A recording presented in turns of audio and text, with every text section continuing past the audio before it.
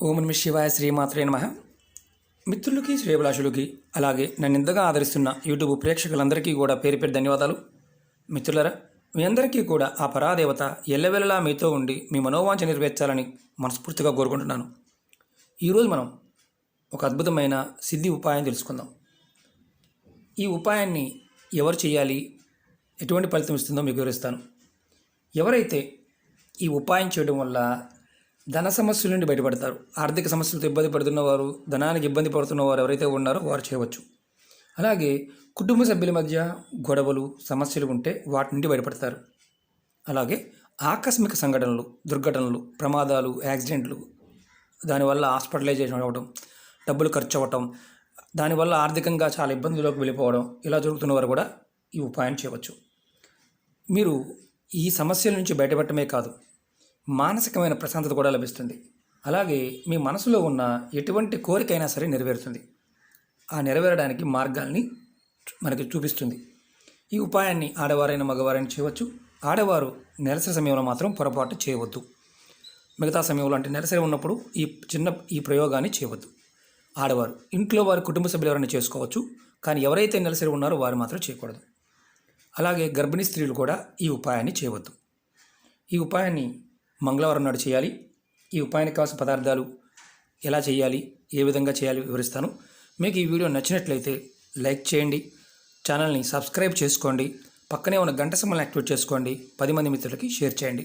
చాలామంది మిత్రులు మెయిల్స్లోను కామెంట్స్లో సమస్యల గురించి అడుగుతూ ఉన్నారు. మిత్రులరా, ఛానల్లో మీరు వీడియోస్లోకి వెళ్ళండి, లేదంటే ప్లేలిస్ట్లోకి వెళ్ళండి. మీకున్న సమస్య ఏదైతే ఉందో దాని thumbnail చూడండి, మీరు దాన్ని ఓపెన్ చేసి పూర్తిగా చూడండి.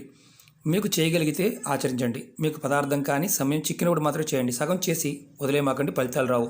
ఇలాంటి విషయంలో మానసికంగా మనం అంటే నాకు పని అవుతుందని చేయడం మొదలు పెట్టాలి. అంతేగాని చెక్ చేద్దామని చేసుకోవడం వల్ల ఎలాంటి ఫలితం రాదు. ఎందుకంటే నేచర్ నుంచి వచ్చే పదార్థం ప్రతిదీ కూడా మనం ఎంతగా ఇస్తామో మన ఫలితం కూడా అంతగా వస్తుంది. కాబట్టి పరిపూర్ణమైన నమ్మకంతో, విశ్వాసంతో ప్రయత్నించేయండి. నమ్మకం లేని వారి పొరపాటున వీటిని చూడమాకండి. ఈ ఉపాయానికి కావాల్సిన పదార్థాలు: ఆకు కావాలి, అందులో బిల్వం కానీ అంటే మారేడు ఆకు కానీ, తమలపాకు కానీ, రావి ఆకు కానీ, అలాగే గంధం కావాలి, అలాగే కొంచెం బియ్యం కావాలి. ఈ ఉపాయాన్ని ఉదయం చేయాలి, అంటే ఉదయం 6 నుండి 12 గంటల లోపు చేయాలి. ఈ ఉపాయాన్ని మంగళవారం నాడు చేయాలి. ఇది మంగళవారం నాడు ఉదయం 6 నుండి 12 మధ్యలో చేయాలి. ఈ ఉపాయాన్ని మీ పూజా గదిలోనే చేసుకోవచ్చు. ఈ ఉపాయం చేస్తున్నప్పుడు మంగళవారం ఉదయం మీరు లేచిన తర్వాత స్నానాది కార్యక్రమాలు ముగించుకొని ఒక రావి ఆకు అంటే రావి ఆకు కానీ తమలపాకు కానీ, ఇది ముందు రోజు కూడా తెచ్చుకోవచ్చు, ఇబ్బంది ఏం లేదు. ముందు రోజు డే టైంలో తెచ్చుకోండి, తర్వాత మీరు పక్కన పెట్టుకోండి. రెండో రోజు కూడా చేసుకోవచ్చు. ఇది ఎవరైనా ఆకు తీసుకొచ్చి మిగతా వారికి ఇవ్వచ్చు, ఇబ్బంది లేదు. ఇది చేస్తున్నప్పుడు మాత్రం గుర్తుంచుకోవాల్సింది ఉదయం 6 నుంచి 12 గంటల లోపు మాత్రమే చేయాలి. ఇది కూడా మీ పూజా గదిలోనే చేయాలి. మంగళవారం ఉదయం స్నానం ముగించుకున్న తర్వాత ఆకు తీసుకొని, అంటే తమలపాకు కానీ ఏదైనా ఒకటి తీసుకొని ఆకు మీద, ఇందులో ఏదో ఒక ఆకు తీసుకొని ఆకుల్ని శుభ్రంగా నీటిలో కడగండి. పూజా మందిరంలోనే చక్కగా నీటితో ఆకుని శుభ్రం చేయండి. తర్వాత ఆకు మీద గంధంతో రామ అని 9 సార్లు రాయాలి. గంధాన్ని నేను చూపిస్తాను.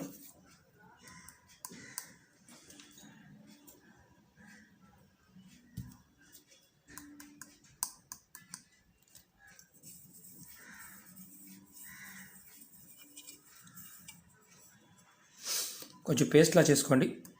నేను నీళ్ళు ఎక్కువ పోసాను. మీరు ఏ ఆకు మీద అయినా సరే, బిల్వమైనా పర్వాలేదు, తమలపాకైనా పర్వాలేదు, రావాకైనా పర్వాలేదు. నేను రావాకు తీసుకుంటున్నాను. మనం వాడితే ఉంగరపు వేలు వాడాలి, లేదా ఒక ఏదైనా పుల్ల వాడండి, ఏదైనా పర్వాలేదు. మీరు ఆకు మీద 9 సార్లు రామ అని రాయండి. మీరు రాస్తున్నప్పుడు మీరు గుర్తుంచుకోవాల్సింది ఏంటంటే, మనస్ఫూర్తిగా మీకు సమస్య ఏదైతే ఉందో ఆ సమస్య తీరిపోవాలని అనుకుంటూ రాసుకోండి. ఇదిగోండి రామ, ఇలా పేస్ట్గా చేసుకోండి. ఇలా రామ అని మీరు రామ రామ రామ అని 9 సార్లు రాయండి. ఆకు మీద ఇటుపక్క 2 పక్కలు ఎక్కడైనా రాయవచ్చు. 9 సార్లు రాసిన తర్వాత ఈ 3 ఆకుల్లో ఏ ఆకు మీదైనా రాయవచ్చు. మారేడు దళాలకు 3 దళాలు ఉంటాయి కదా, దీని మీద పెద్ద ఆకు మీద రాసుకోవచ్చు. అంటే ఈ పెద్ద ఆకు మీద ఇలా రామ రామ అని ఈ గంధం పేస్ట్తో రాసుకోవాలి. రామ రామ రామ. ఇలా రాసుకున్న తర్వాత 9 సార్లు రాసి ఆకు వెనక భాగంలో ఏదైతే మీరు ముందు అయిపోయింది వెనక భాగంలో చక్కగా మీ కోరిక రాయండి. మీకు ఏదైతే కోరిక ఉంటుందో, నాకు డబ్బులు కావాలి, లేకపోతే నాకు ఇల్లు కావాలి, నాకు వివాహం కావాలి, నా కుటుంబ సభ్యులు నాతో ఉండాలి అని మీరు ఏదైనా సరే గంధంతో ఆకు వెనకాల రాయండి. రాసి మీరు ఈ ఆకుని దేవుడి పటం ముందు పెట్టి జాగ్రత్తగా వినండి. దేవుడి పటం ముందు పెట్టి మీరు ఏదైతే రాశారో అంటే కోరిక, ఆ కోరికని ఇష్టదైవానికి నివేదన చేయండి. మీరు ఆ తర్వాత ఈ ఆకు మీద 9 బియ్యపు గింజలు తీసుకోండి. బియ్యపు గింజలు 9, 5, 6, 7, 8, 9 గింజలు. 9 అంటే 9 గింజలు తీసుకోండి. ఈ ఆకు మీద దేవుడికి నమస్కారం చేసుకున్న తర్వాత ఆకు మీద 9 బియ్యపు గింజల్ని వేయండి. ఇప్పుడు మనం వేసిన తర్వాత, ఈ గింజలు పెట్టిన తర్వాత అమ్మవారికి, మీ ఇష్టదైవానికి ఆవు నెయ్యితో దీపం వెలిగించండి. మీరు ముందు దీపం వెలిగించద్దు. మీరు అమ్మవారి పట్టం ముందు పెట్టిన తర్వాత, రాసిన తర్వాత, ఇది మీ ఇంట్లో ఇష్టదైవం ఎవరైనా పర్వాలేదు, అంటే ఒక్కళ్ళని కాదు. ఆ తర్వాత బియ్యపు గింజలు వేసిన తర్వాత ఆవు నెయ్యితో దీపారాధన చేయండి. దీపారాధన చేసి మీ మనసులో ఉన్న కోరిక మరొక మారి చెప్పుకోండి. త్వరగా మీ మనసులో ఉన్న ఏదైతే సమస్య నుంచి బయటపడాలి, త్వరగా కోరిక నెరవేరాలి అని రాసుకోండి అని మనసులో అనుకోండి. ఏదైతే మనం రాసామో ఆ కోరిక అనుకోవాలి. ఈ కోరిక నెరవేరే వరకు కూడా మన మనసులో ఆ పాయింట్ ఆఫ్ వ్యూలోనే ఉండాలి. అంటే ఒక్కసారి ఫస్ట్ టైం ఏదైతే కోరిక రాస్తారో అదే కోరిక నెక్స్ట్ వారం రాసుకోవాలి. అంతేగాని రెండో కోరిక కాదు. ఒకవేళ మీకు ముందే కోరిక తీరిపోయింది అనుకోండి, మీరు రెండో ప్రయత్నం చేయవచ్చు, అంటే వేరే కోరికని ప్రయత్నం చేయవచ్చు. ఇది ఆకుని ఇలాగే మీ పూజా మందిరంలో మీ ఇష్టదైవం ముందు ఒక రోజంతా ఉంచాలి. ఒక రోజంతా అలా ఉంచేయాలి. ఉంచిన తర్వాత రెండవ రోజు ఈ ఆకుని మీ ఇంటి ఏదైనా మట్టి కుండి కానీ మట్టి ఉంటే అలాంటి ప్రదేశంలో మట్టిలో పాతి పెట్టేయండి. అంటే మట్టి తీసి దాంట్లో పెట్టేయండి. ఈ ఉపాయాన్ని మీరు 5 మంగళవారాలు చేయాలి. ఆడవారికి మధ్యలో నెలసరి వస్తే ఆ మంగళవారం వదిలేయండి, నెక్స్ట్ మంగళవారం చేయండి. ఈ ఉపాయం చేసిన తర్వాత మనం కరెక్ట్గా చేసినట్లయితే, అంటే మనస్ఫూర్తిగా ఇష్టతగా చేసినట్లయితే ఒకే ఒక్క రోజులో మార్పు కనిపించే అవకాశం ఉంటుంది. నమ్మకంతో చేయండి, ఫలితం తప్పకుండా వచ్చి తీరుతుంది.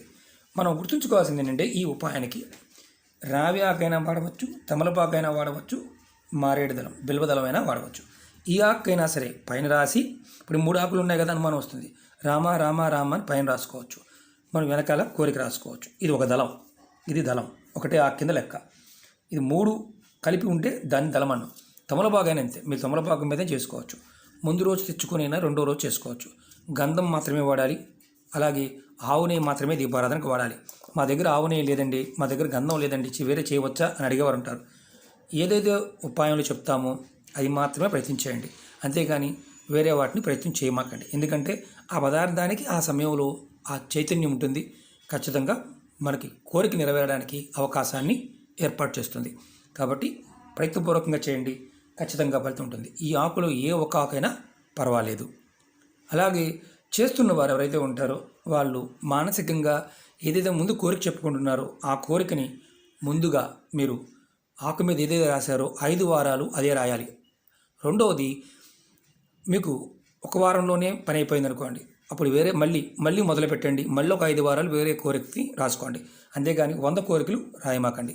ఏదైనా ఒక కోరిక మాత్రమే రాసుకోండి. ఓకే మిత్రులారా, మీకు ఈ వీడియో నచ్చినట్లయితే లైక్ చేయండి, నా ఛానల్ని సబ్స్క్రైబ్ చేసుకోండి, పక్కనే ఉన్న గంట సింబల్ని యాక్టివేట్ చేసుకోండి, 10 మంది మిత్రులకి షేర్ చేయండి. మీకు అనుమానం కూడా రావచ్చు ఏంటంటే, ఆ గురువుగారు మరి ఇంట్లో పూజా మందిరం లేదు, మరి మా పరిస్థితి ఏంటి? పూజా మందిరం లేదు, ఎక్కడైతే పూజ చేస్తారు దేవుడి పటాలు పెట్టుకుంటారు కదా, మీకు సపరేట్గా రూమ్ లేదు, దేవుడి పటాలు పెట్టుకున్న రూమ్లోనే అక్కడే చేయండి. ఇది వేరే ప్రదేశంలో చేయకూడదు. దీనికి దీపారాధన బాంటవిలో కూడా ముందు ఇది చేసిన తర్వాత మాత్రమే దీపారాధన తర్వాత చేయాలి. అది గుర్తుంచుకోండి. ఆ రోజుల్లో దేవుడి దగ్గర ఉంచాలి, రెండో రోజు మాత్రమే తీయాలి. రెండో రోజు ఉదయం స్నానం చేసిన తర్వాతే దీన్ని తీసుకువెళ్ళి పెట్టవచ్చు. ఈ ఆకుని ముందు రోజు కూడా తెచ్చుకోవచ్చు. అంతేగాని వారం క్రితం తెచ్చుకోవడం కాదు, ఒక రోజు ముందు తెచ్చుకోవచ్చు, ఆ రోజు కూడా తెచ్చుకొని చేసుకోవచ్చు. ఎందుకంటే మీకు ఉన్న డౌట్లన్నీ, మనసులో ఉన్న డౌట్లన్నీ క్లియర్ చేయడం జరిగింది. కాబట్టి మీరు ప్రయత్నపూర్వకంగా చేయండి, ఫలితం వచ్చి తీరుతుంది. ఓకే మిత్రులారా, ఓం నమః శివాయ, శ్రీమాత్రే నమః.